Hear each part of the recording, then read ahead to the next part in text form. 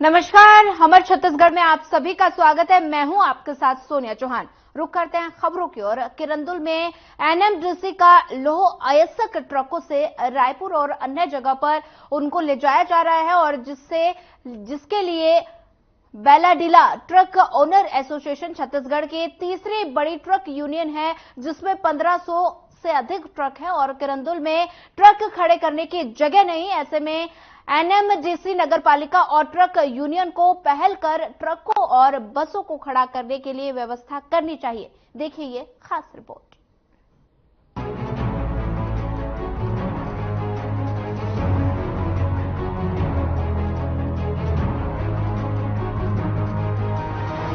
किरंदुल में एनएमडीसी का लोह अयस्क ट्रकों से रायपुर और अन्य जगहों पर ले जाया जा रहा है, परंतु किरंदुल में ट्रक खड़े करने की जगह नहीं।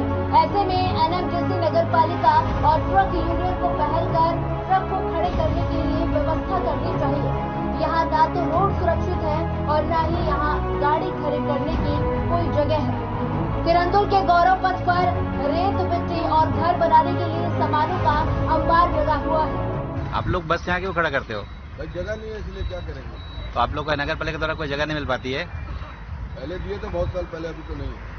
पहले बसें कहाँ खड़ी करते थे? पहले बस यहाँ नीचे में खड़े करते थे, पार्किंग था पहले। अभी यही जहाँ जगह मिलता है वहीं खड़े करते हैं। कभी आके हटवाते हैं, कहाँ खड़े करेंगे, जगह तो कहीं नहीं है। असल जगह बस स्टैंड में जगह ही नहीं है। बस इतना बड़ा है कि गाड़ी खड़ा करने का जगह ही नहीं है। वहाँ अंदर खड़ा करते हैं तो दुकान वाले बोलते हैं हटाओ हटाओ। और बाहर रोडों में जो खड़ा करते हैं आप लोग, उससे लोगों को बहुत ज्यादा परेशानियों का सामना करना पड़ रहा है। अब उसके लिए अपन क्या कर सकते हैं? कंपनी मैनेजमेंट देखे और एनएमडीसी का गाड़ी है, एनएमडीसी अपनी जगह देखे अपन खड़ा करना। ये गाड़ी एनएमडीसी के अंडर में चलती है। हाँ। तो एनएमडीसी इसको अपने एरिया में क्यों नहीं खड़ा करा देती? जहाँ पे एनएमडीसी का जगह है खड़ा करने का, वहाँ क्यों नहीं खड़ा करने देती? अभी तक तो आदेश नहीं दिए हैं, आदेश देंगे तो खड़ा कर लेंगे। ठीक, नाम बताएंगे? मेरा नाम हरपाल सिंह है सर। कौन से बस के ड्राइवर हैं आप? दुबे ट्रैवल। तो आप लोग जो रोडों में बसें खड़े करते हैं, इसका कारण क्या है? हमारे लिए कोई भैया पर्याप्त जगह नहीं है, कहाँ खड़ी करेंगे गाड़ी। पहले पीछे बस स्टैंड बनाए थे, हाँ, उसको भी बंद करवा दिए हैं। हाँ, अब इधर उधर कहीं खड़ी करते हैं तो उधर से एनएमडीसी वाले भगाते हैं। हाँ। बस स्टैंड में भी कहीं लगाओ तो बस स्टैंड में भी आके बोलते हैं तुम्हारा जहाँ जगह नहीं है। तो हम लोग ये गाड़ी खड़ी करने के लिए कहाँ जाएं? बस कहाँ खड़ी करें? तो आप लोगों को बसों खड़ी करने में बहुत ज्यादा परेशानियों का सामना करना पड़ता है जी। तो जैसे पहले आप इस तरफ मेन रोड तरफ लगाते थे, उसमें भी क्या दिक्कतें आ रही है? उधर भी भैया घरों वाले बोलते हैं ना, आप लोग इधर मत लगाओ, वहाँ लेके जाओ। पहले वहाँ लगाते थे, गाड़ी खड़ी की तो जहाँ भी घर वाले पुलिस रिपोर्ट कर दिए, बोले हमारे घर के सामने गाड़ी खड़ी है। बहुत लफड़ा जी गाड़ी खड़ी करने के लिए बस वालों के लिए। बस वालों के लिए बहुत ही ज्यादा परेशानी है गाड़ियों खड़ा करने का। कोई ठीक मतलब जगह ही नहीं है। बस वाले कहाँ जाएंगे भैया? बस वाले बस स्टैंड में ही खड़ी करेंगे, बस स्टैंड छोड़ के कहाँ जाएंगे? हाँ, नगर पालिका क्या बोलती है इस मामले में? नहीं, इस मामले में अभी तक तो कुछ नहीं बोले हम लोग बस स्टैंड के अंदर लगाते हैं। और जो बाहर रोडों में जो रहती है, चालक परिचालक बहुत सारी प्रॉब्लम फेस कर रहे हैं। जैसे कि यहाँ का बाथरूम है, सुलभ का भी साफ ही नहीं रहता है, बड़ी दिक्कत जाती है फ्रेश होने में, नहाने में, धोने में, किसी भी चीज़ को लेकर बहुत ज्यादा गंदगी है। भैया जैसे देखा जा रहा है कि रोडों में पूरा बसें खड़ी हैं, अरेंजमेंट नहीं है ना, सही व्यवस्था नहीं है यहाँ पर। लोग खड़ी कहाँ करें? बस स्टैंड तो बना दिए लेकिन बस स्टैंड बहुत छोटा है, पार्किंग की सुविधा नहीं है। तो अभी आप कोई चीज की सुविधा नहीं है यहाँ पर। बस लोग आ रहे हैं, जा रहे हैं, अपना काम चला रहे हैं किसी भी तरीके से। सबसे बड़ी प्रॉब्लम है पानी की भी दिक्कत। तो जो बसें अभी पूरे रोड में हम लोग देखे हैं कि पूरा बसें जो रोड में खड़ी है, तो आप लोग को नगर पालिका तरफ से कोई सुविधा नहीं है इसके लिए? कोई सुविधा नहीं आ रही, बल्कि नगर पालिका कभी कभी आके हम लोग का चालान भी काट देती है। चालान काट दे रही है गाड़ियाँ खड़ी कर रहे हैं करके। तो सुविधा क्यों नहीं दे रही है? अब सुविधा भी ये सरकार जाने क्यों नहीं दे रही है, क्यों नहीं दे रही है। वहीं किरंदुल का बस स्टैंड पूरी तरह से जर्जर हो गया है और कभी भी गिर सकता है। इस बिल्डिंग में कई दुकानें चल रही है। ऐसे में नगर पालिका को इस व्यवस्था पर ध्यान देना चाहिए। जनता का सवाल है कि जब गौरव पथ को ऐसे ही ट्रकों, बसों और बिल्डिंग मटेरियल से भरना था, तो सड़क चौड़ीकरण के नाम पर गरीब लोगों के घरों को क्यों तोड़ा गया? इस जर्जर व्यवस्था को लेकर जनता में काफी आक्रोश है। इन ट्रकों, बसों और बिल्डिंग मटेरियल की वजह से कई हादसे हो गए और इस समस्या को लेकर नगर पालिका और ट्रक यूनियन को पहल करनी चाहिए ताकि इस समस्या का समाधान निकाला जा सके। Bureau report.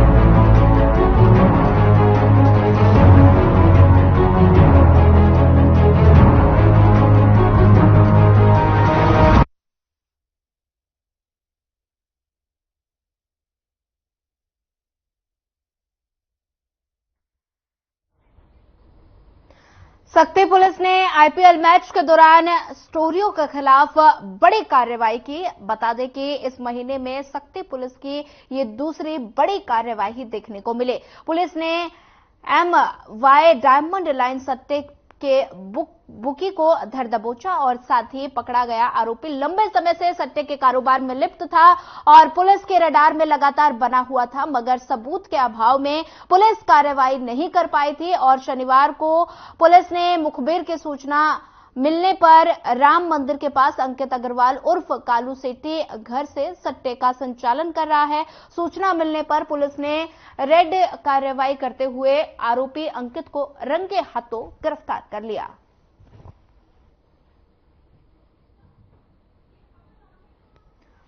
सटोरियों के खिलाफ बड़ी कार्रवाई देखने को मिली है। सक्ती की तस्वीरें हैं जहां पर सक्ती पुलिस ने ये दूसरी बड़ी कार्रवाई की है। लगातार आईपीएल को देखते हुए सटोरिये लगातार सक्रिय हैं और साथ ही आरोपी को गिरफ्तार किया गया। रंगे हाथों आरोपी को गिरफ्तार किया गया। दरअसल पुलिस को मुखबिर से सूचना मिली थी और जिसके आधार पर पुलिस ने आरोपी को रंगे हाथ धर दबोचा। सक्ती की तस्वीरें हैं। सटोरियों के खिलाफ बड़ी कार्रवाई, सक्ती पुलिस की ये दूसरी बड़ी कार्रवाई है। आरोपी अंकित को रंगे हाथों गिरफ्तार किया गया।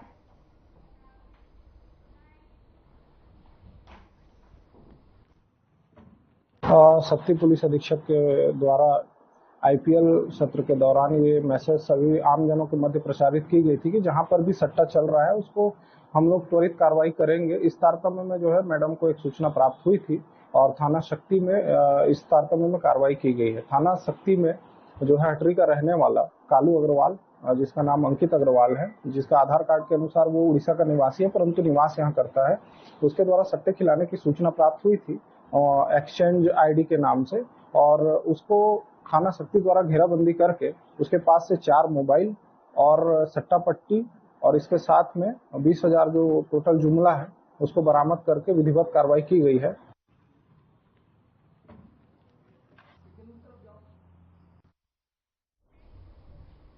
छत्तीसगढ़ में गर्मी की छुट्टियों में स्कूल शिक्षा विभाग की तरफ से समर कैंप का आयोजन किया जा रहा है और इसे को लेकर विभाग के सचिव सिद्धार्थ कोमल सिंह परदेशी ने बच्चों में रचनात्मक के लिए सकारात्मक और नवाचारी की पहल की है। और बता दें कि बस्तर, दुर्ग, रायपुर, बिलासपुर और सरगुजा संभाग तक बच्चे खुशनुमा माहौल में खेल खेल में बुनियादी साक्षरता और संख्या ज्ञान सीखने की ओर कदम बढ़ा रहे हैं। और वहीं राष्ट्रीय शिक्षा नीति 2020 की सिफारिश को छत्तीसगढ़ के स्कूलों के माध्यम से अभिभावकों और शिक्षकों तक पहुंचाने का ये अनूठा तरीका है।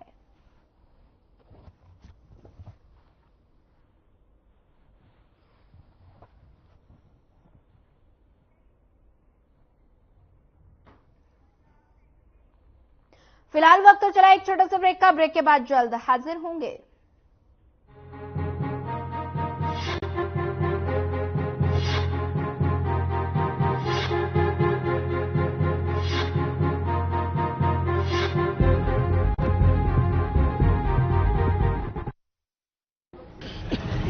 कहाँ चल दिए दादाजी? इन बूढ़े घुटनों को थोड़ा आराम दे दो।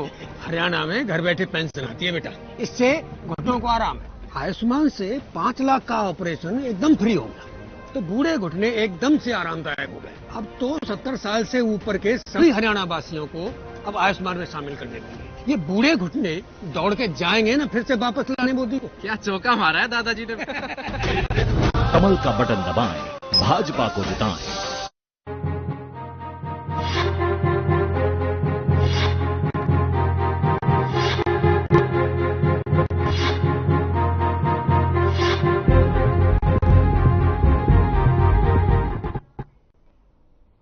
ब्रेक के बाद आप सभी का एक बार फिर स्वागत है। बढ़ते हैं अगली खबर की ओर। विकास के क्षेत्र में गांव हमेशा ही पीछे रहते हैं।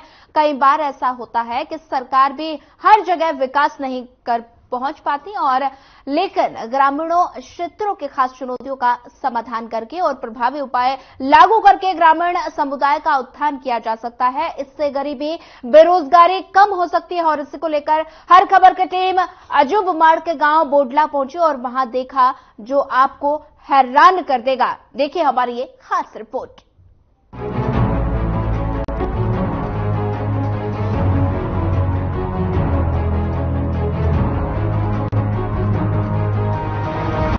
मई को हर खबर की टीम अबूझमाड़ के गांव बोडला पहुंची, जहां जाकर देखा गया कि अभी तक गांव बोडला में विकास नहीं हुआ था।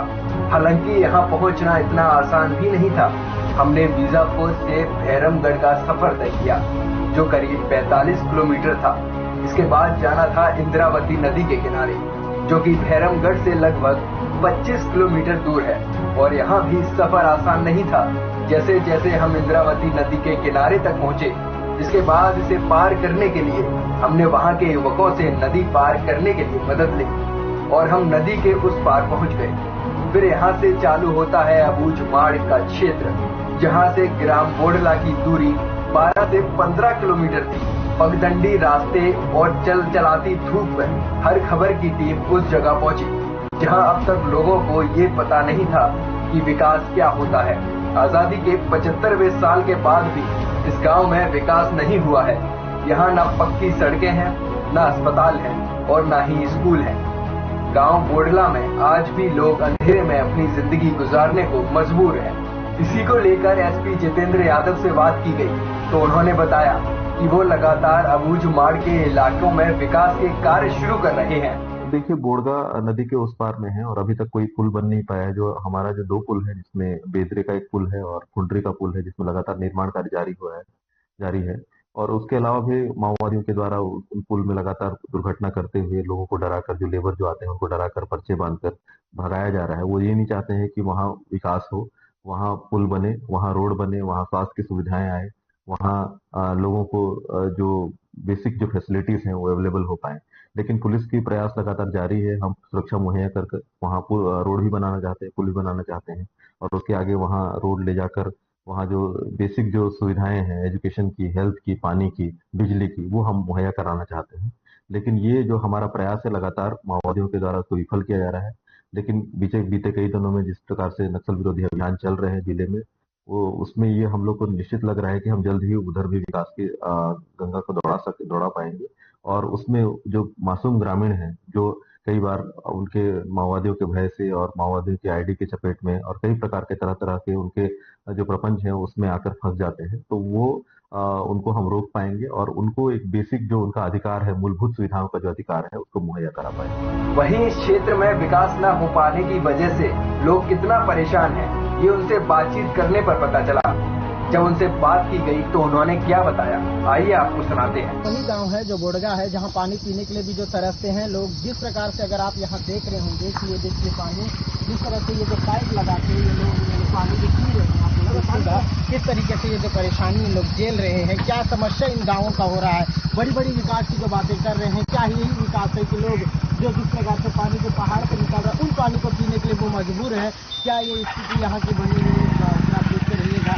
जिस तरीके से ये जो समस्या आपको सामने निकल के आ रहा है, पूरी गांव की तस्वीर आपको दिखा रहे हैं किस तरीके से इस गांव में समस्याएं भरी पड़ी है। जिस बोडगा में ग्राउंड जीरो में मौजूद हूँ, हर खबर से सलमान चंद्रगिरी। आज हम लोग बोडगा के गांव में मौजूद हैं। ग्राउंड जीरो की रिपोर्ट है ये कि अगर यहाँ पे विकास की अगर हम बात करते हैं तो विकास कहीं भी नजर नहीं आ रहा है। विकास चारों तरफ से जीरो नजर आ रहा है, क्योंकि जहां विकास की बड़ी बड़ी दावे कर रहे हैं सरकार, जो मौजूदा सरकार है, इससे पहले की जो सरकार बनी हुई थी कांग्रेस की, वो भी बड़ी दावे की थी, जहां पे विकास की हर ग्राम पंचायत के अंदरूनी गांव तक का और बोला जाए तो लास्ट घर तक का विकास की बातें कर रही थी। लेकिन जहां तक देखा जाए तो जब हम धरातल में पहुंचे हैं, कहीं विकास नजर नहीं आ रहा है। हम यहाँ के विकास की बात करते हैं तो पुलिया की बात करते हैं या रोड की बात करते हैं तो रोड यहाँ पे कहीं है ही नहीं। ग्रामवासी एक अपना साइकिल या फिर ट्रैक्टर जाने लायक अपने हाथों से जो अपने मुंह पारावाइज लोग मिलकर यहाँ पे रोड का निर्माण करके चला के चल रहे हैं।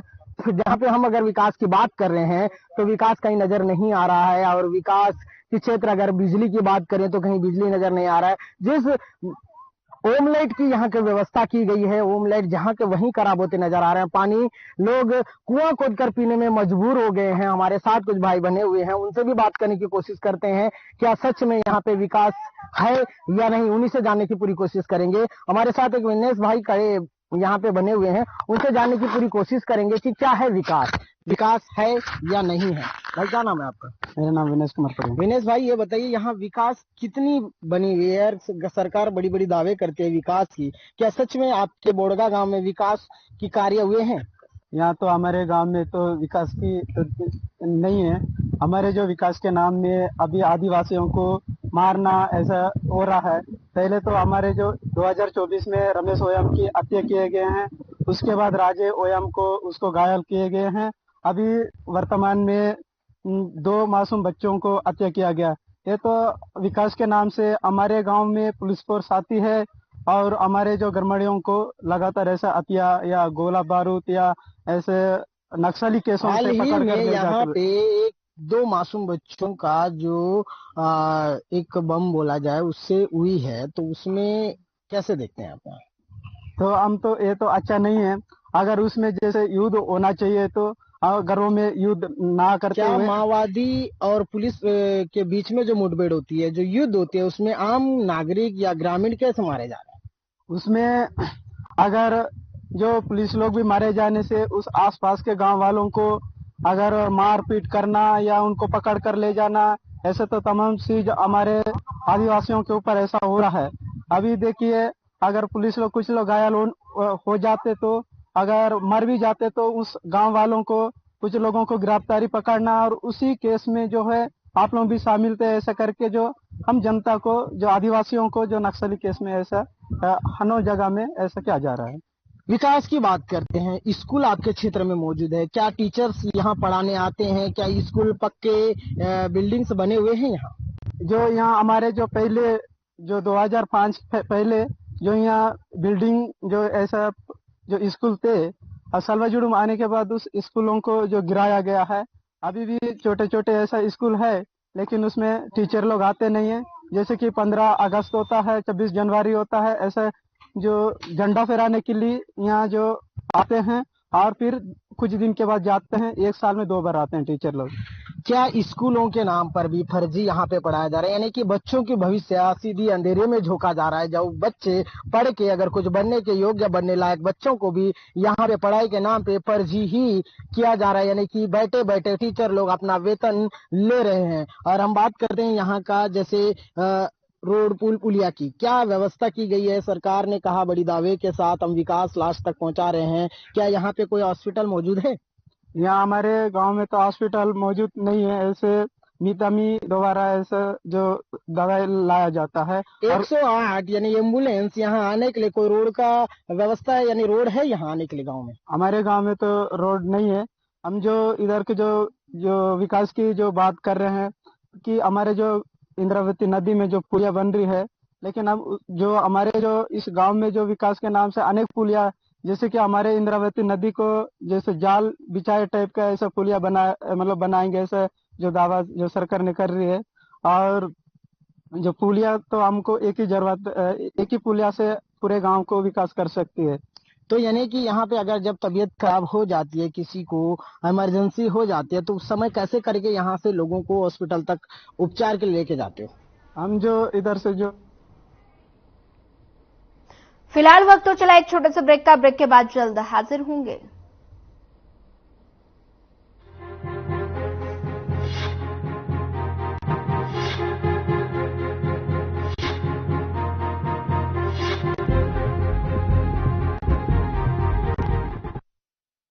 दीदी, वोट किसे? भरोसे को। मतलब? देखो, यहाँ पढ़ाई का भरोसा है, यहाँ सेहत का भरोसा है, जो काम में लाइनें लगती थी वो घर पर ही हो जाएंगे, वो भरोसा है।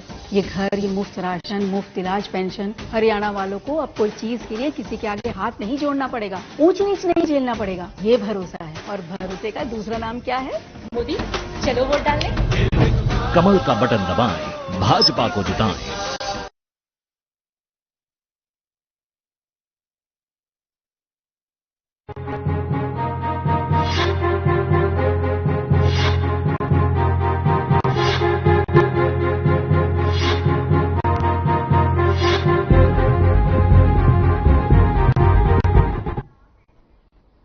ब्रेक के बाद आप सभी का एक बार फिर स्वागत है। बढ़ते हैं अगली खबर की ओर। जांजगीर चांपा जिले के टोल नाका के पास बाइक सवार युवक से लिफ्ट लेकर अपहरण कर लूट की घटना को अंजाम देने वाले 2 आरोपियों को पकड़ने में पुलिस ने सफलता हासिल की।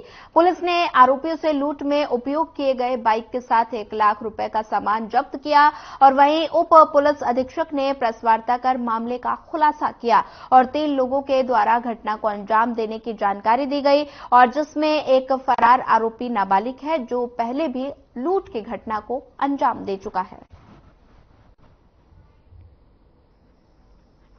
15 तारीख को रात्रि करीब 11 बजे प्रार्थी दीपक भूमिहार जो सकरी जिला बिलासपुर का रहने वाला था, चांपा थाना पहुंचकर रिपोर्ट दर्ज कराया कि उसके साथ नेशनल हाईवे में अर्जुनी टोल प्लाजा के बाद 3 अज्ञात युवकों के द्वारा चाकू दिखाकर उसकी मोटरसाइकिल में उसको बैठाकर कुसमुंदा गांव ले जाया गया, जहां उसकी मोटरसाइकिल, मोबाइल फोन, उसके गले में पहने हुए चांदी का चेन तथा उसके पास रखे हुए कुछ सोने के आभूषण को लूट के ले जाया गया है।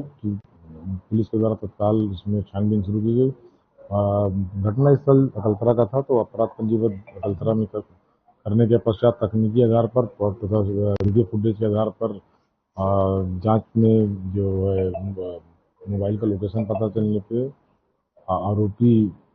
दो आरोपियों को गिरफ्तार किया गया तथा इस मामले में तीसरा जो आरोपी जो नाबालिग है वो फरार है, उसकी पतासाजी जारी है। उम्मीद है बहुत जल्द उसे भी हिरासत में लिया जाएगा। कितने किलो कुल्फी और जो आरोपी हैं उनसे क्या संतोष? मामले में जो अनुमानित जो मूल्य था मोटरसाइकिल और जो ऑर्नामेंट थे उसका मूल्य लगभग 1 लाख रुपये था। आरोपियों कुछ पुराना जो आरोपी अभी अरेस्ट हुए हैं उनके पूछताछ में तो उनके भी कुछ पुराना जो कोई आपराधिक रिकॉर्ड नहीं है तथा जो तीसरा जो संघर्ष बालक जो फरार है उसके विरुद्ध पूर्व में लूट के FIR।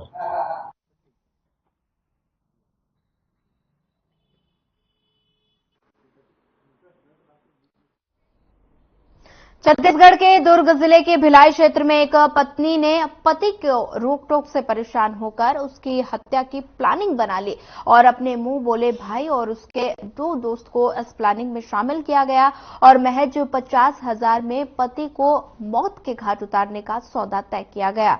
और दरअसल नेवई थाना क्षेत्र के 112 पेट्रोलिंग यूनिट रोजाना अपने गश्त के दौरान मरोदा डैम पहुंची और पेट्रोलिंग के दौरान देखा गया कि खून से लथपथ एक युवक जमीन पर पड़ा था और पास में खड़ी महिला से पूछने पर उसने उसे अपना पति बताया और पत्नी ने बताया कि कुछ युवक आए और चाकू से वार कर फरार हो गए। और वहीं जब घायल पति होश में आया उसने बयान दिया कि उसकी पत्नी ने उसे मारने की साजिश की और वहीं इस मामले में 3 लोगों को पुलिस ने गिरफ्तार कर जेल भेज दिया गया। फिलहाल पुलिस पूरे मामले की कार्रवाई में जुटी है।